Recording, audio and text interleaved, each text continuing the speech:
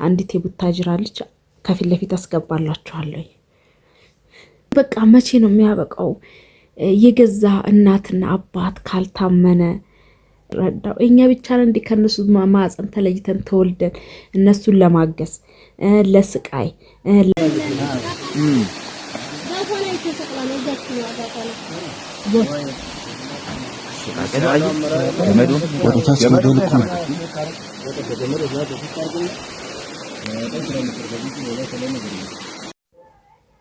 ሰላም ሰላም፣ ውድ የተከበራችሁ የቻናሌ ቤተሰቦች እንዴት ናችሁ? ሰላም ናችሁ?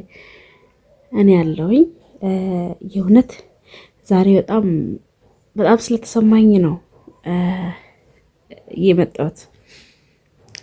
ምንድን ነው የኛ ስቃይ መቼ ነው የሚያበቃው? መቼ ነው የሚያበቃው? ከአንድ ማህፀን ተወልደን ግዴታ እኛ ብቻ አለብን እንዴ? የእውነት በጣም ነው ያዘንኩት ዛሬ። የእውነት እኔ እንጃ።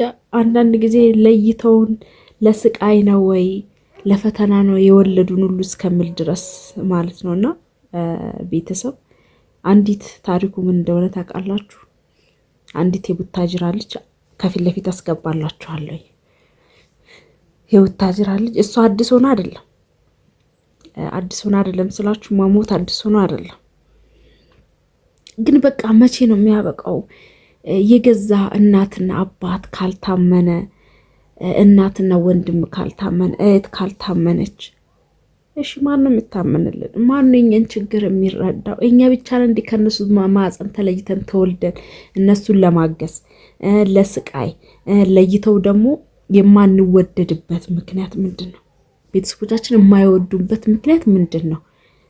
አንዲት እህታችን የቡታጅራ ልጅ ናት። በጣም ለረጅም ዓመት አረብ ሀገር ሰርታለች። ለእናትና ለወንድሟ ነው ስትልክ የነበረው ብር ማለት ነው። ከዛ ከተወሰነ ዓመታት በኋላ መጣች። ከመጣች በኋላ የእውነት በጣም ስለተሰማኝ ነው እየተናገርኩ ያለሁት።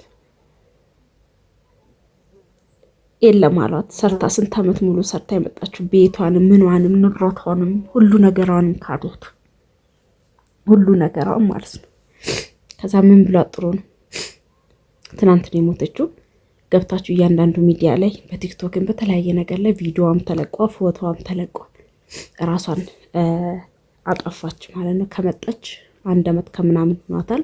አብዳ ራሷን ስታ በቃ አብዳ ነበረ እና ካበደች በኋላ ጸበል ገብታ ነበረ። ጸበል ገብታ ትንሽ ራሷን እያወቀች መታ ድና ምናምን እዛው እያለች እንግዲህ ሴጣን ሲፈታተና ድካሙ ሁሉ ነገር ሲሰማት ነውና ራሷን አጠፋች እዛው ቤተክርስቲያን አካባቢ ላይ።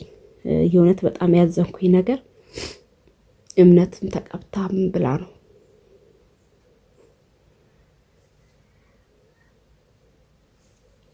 በጣም ያዘንኩት፣ በጣም ማለት ነው።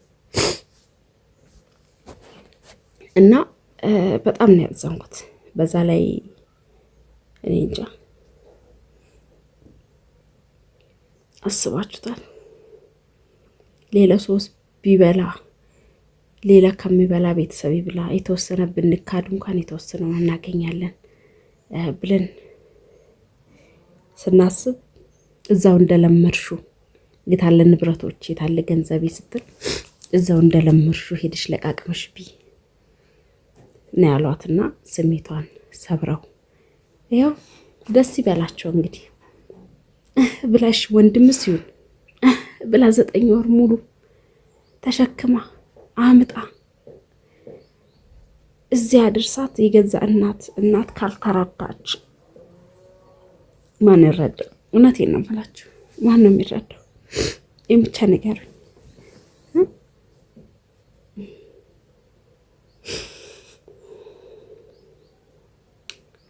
እንደዚህ የሚያስለቅሰኝ ብዙ የቶቻችን ሲመከሩ ምን ስሉ አይሰሙም። ባባዬና እኔ እዚህ ነኝ አይሰሙም። በራሳችሁ አድርጉ። እናትም ወንድምም አባትም ብር ያሳስታል፣ በራሳችሁ አድርጉ። እንደምን መጠራቅማችሁ መታችሁ ገዝታችሁ በራሳችሁ ስም በራሳችሁ ሁሉ ነገር አስተካክለን ሂዱ ይባላል። እየሰማንም አይደለም። እንደገና ደግሞ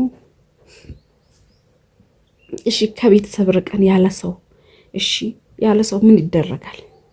ብር ኖሯችሁም ሰው ከሌላችሁ እኮ ከባድ ነው። እውነቴን ነው የምላችሁ። እኔ በጣም ያዘንኩት በጣም ማለት ነው። እኔም ብዙ የደረሱብኝ ፈተናዎች ነበሩ፣ ግን እግዚአብሔር የረዳኝ የተወሰነ ነገር በራሴ የተወሰነ ነገሮች ቢጠፉ ባዝንም፣ ግን ስሜቱ ከንብረቱ የበለጠ ንግግር ነው የሚጎዳችሁ፣ ንግግር ነው የሚሰብራችሁ፣ ንግግር ነው ወደማይሆን ነገር የሚመራችሁ፣ ንግግር ነው በቃ የእድሜ ልክ ቁስል ነፍሳችሁ እስከሚወጣ ድረስ በህይወት እስካላችሁ ድረስ የማይሆን ጠባሳ አድርገውባችሁ ነው የሚያልፉት። የማይሆን ጠባሳዎች የማይረሳ በህይወት እስካላችሁ ድረስ ፍቃችሁ ምን ወርቅ ቢያለብሷችሁ እንኳን ይቅርታ አድርጋችሁላቸው ወርቁ እንኳን ብታለብሷቸው ተፍቆ የማያልፍ ተፍቆ የማይነሳ ተቆርጦ የማይነሳ ጠባሳ ለጥፎብን ነው የሚያልፉት በንግግራቸው። እኛ ለምንድን ነው ለአረብ ሀገር ብቻ ነው እንዲህ ተፈጠር ነው? ሰርተን ለመጎዳት ብቻ ነው እንዲህ ተፈጠር ነው? ከቤት እያንዳንዱ ቤት ውስጥ የማለቅስ የለም። ሌላ ልጅ በተለየ መልክ ነው የተወለደ። እኛ ስለምን ለይቶ ይጠሉናል? ሰርተ ስለምናግዛቸው፣ ሰርተ ስለምናበላቸው። እቺ ልጅ ምን ጥፋት አለባት? ቢያንስ የተወሰነውን ነገር ወስደው እንኳን ባለፈውም ነግሬያቸዋለሁ። የተወሰነውን 17 ዓመት ሰርታ ለፍታ እሷስ ቢያንስ ዘር አድርጋለች። 3 ልጅ አላት። እሷ መቋቋም ቢያቅታት የሆነ ነገር ብትሆን እንኳን ልጅ አላት። እቺ ምን አላት? አንድ ፍሬ ልጅ። ፎቶዋን እውነቴን ነው የምላችሁ በቴሌግራም ላይም ብዙ ሰው ለቆታል፣ በቲክቶክም ብዙ ሰው ለቆታል አሟሟቷን።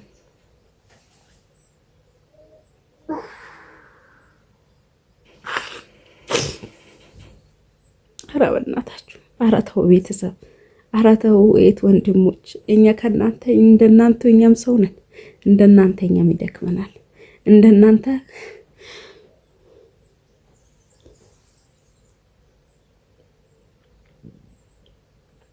የደረሰበት ብቻ ነው የሚያውቀው። ይህ ስሜት ማለት ነው የደረሰበት የተጎዳው ሰው ብቻ ነው የሚያውቀው። ቁስሉ ያለበት ሰው ብቻ ነው የሚረዳው። እውነቴን ነው የምላችሁ። የእውነት በቃ ራሴን ያስታወስኩት እኔ ከማንም እንደምንም ብዬ ከፈጣሪ ጋር ስለቆምኩኝ ከፈጣሪ ጋር እንደምንም ችግሬን ተናግሬ የተወሰነውን ችግሬን ደብቄ ነው እዚህ የደረስኩኝ። እንደ ሰው አደራረግ ቢሆንማ እንደ ሰው እንደተገፋኝ ብደረግ ኑሮ እንትን ብል ኑሮማ አብጄ ነበር። እኔም የእሷ ዕጣ ሊገጥመኝ ነበር። ፈጣሪ ነው ከመንገድ ላይ የመለሰኝ። የእሷ ዕጣ ነበረ የሚገጥመኝ። ከአንዴ 2 3 ደርሶ ወይኔ ደህና ነኝ። ሂድ እዛ ጋር በስ ያን ቅጠል ይዘና ደህና ነኝ። እሺ አላለቅስም። በቃ አላለቅስም። ይኸው በቃ አላለቅስም። እሺ ሂድ ይዘና ቅጠሉን እዛ ጋር ሂድ ይዘና አላለቅስም። እሺ የእሷ ዕጣ ያው እንደዚህ የሚያስለቅሰኝ አንዴ እሷስ ሞታለች ላሉ ሰዎችና እኔም ደግሞ ወይኔ ጨርቅ እንትን አመጣልኝ።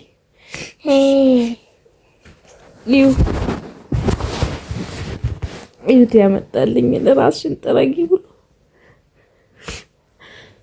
እኔ ውድ እኔ ፍቅር አላለቅስም። እሺ አላለቅስም። እሺ አላለቅስም። እሺ እሺ አላለቅስም። እሺ እሺ እኔ ፍቅር በቃ ደህና ነኝ።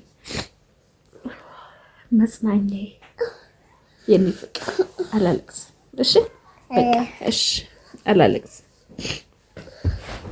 እንዴት እንደሚያጽናናኝ እንዳለቅስ አይፈልግ ጨርቅ አመጣልኝ።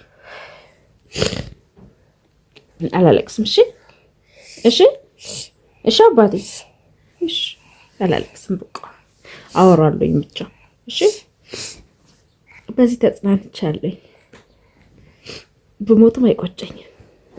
ቢያንስ አይኔም በአይን አይቻለሁ። መውለድ ምን እንደሆነ አይቻለሁኝ። ብዙ ነገሮችን አይቻለሁኝ። ስከፋኝ የምጽናናው በሱ ነው። እሺ ልጅ እሺ፣ እኔ ፍቅር አላለቅስም። እሺ እሺ፣ እኔ ፍቅር እሺ፣ ሂድሽ ያኛውን ይዘና ያኛውን ቅጠል ይዘና። እሺ እና እባካችሁ እናት ይሆናችሁ ወንድም ሌላው ቢጨክን 9 ወር ምን እንደሆነ ማሳደግ ምን እንደሆነ ጡትሽን አጥብተሽ እዚህ ልጆቻችሁን አደርሳችሁ እናት ይሆናችሁ። እባካችሁ አጨክኑ። ትተን ነው የምንሞተው። ንብረቱም ሁሉ ነገር ትተን ነው የምንሞተው። እኔም እዚህ ውስጥ ብኖር ይሄን ቤት ይዤ አልሄድም።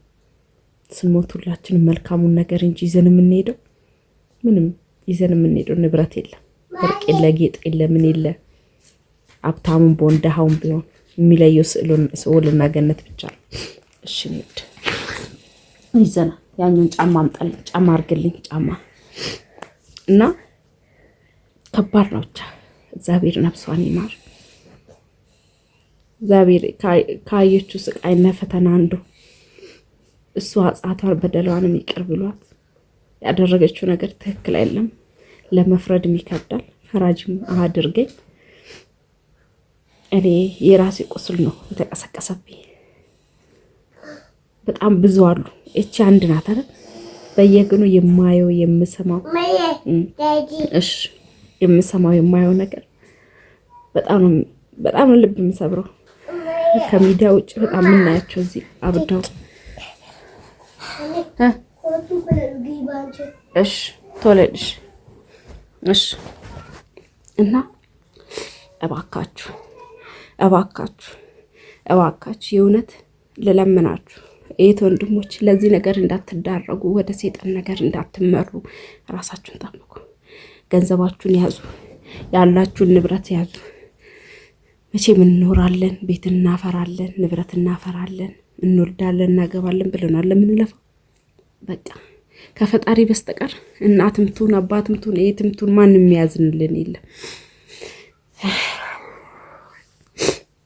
ኑና ያልወለዳችሁ ወልዳችሁ እንኳን መጽናኛ ይሆናችሁ። ሳለቅስበት እንኳን አያችሁ አይደል? መጥቶ ሲያባብለኝና ፎጣ ሲሰጠኝ ፎጣ ጥረጊውን ባሽን ማየ ብሎ እና እባካችሁ ለትንሽ ጊዜ እፎይ ብለን እንድንኖር እፎይ ብለን ከድካም አርፈን እንድንተኛ ተው ኑ ብርን ብቻ አታባሩና ልጃችሁን እንኳን ውለዱ። ያልወለዱ ብዙ ስላሉ ይሄን ነገር እምላችሁ። ንብረት ኖሯቸው ሰላም የሌላቸው ንብረት ኖሯቸው ብዙ ነገሮች አሉ፣ ዝርዝር ያልነግራችሁ እባካችሁ። እና ለዚህ ነገር እንዳትዳረጉ፣ ራሳችሁን እንዳትስቱ፣ እንዳታብዱ ካሁኑ ተጠንቀቁ። እግዚአብሔር አምላክ ነፍሷን በአጸደ ገነት ያኖር። በጣም የስቃውን እሷ ናት የምታውቀው፣ ቁስሏን እሷ ናት የምታውቀው። እኔም ባልሞትም በሆነ ነገር ባልሆንም በዚህ ነገር ተገፋፍቼ ነበር።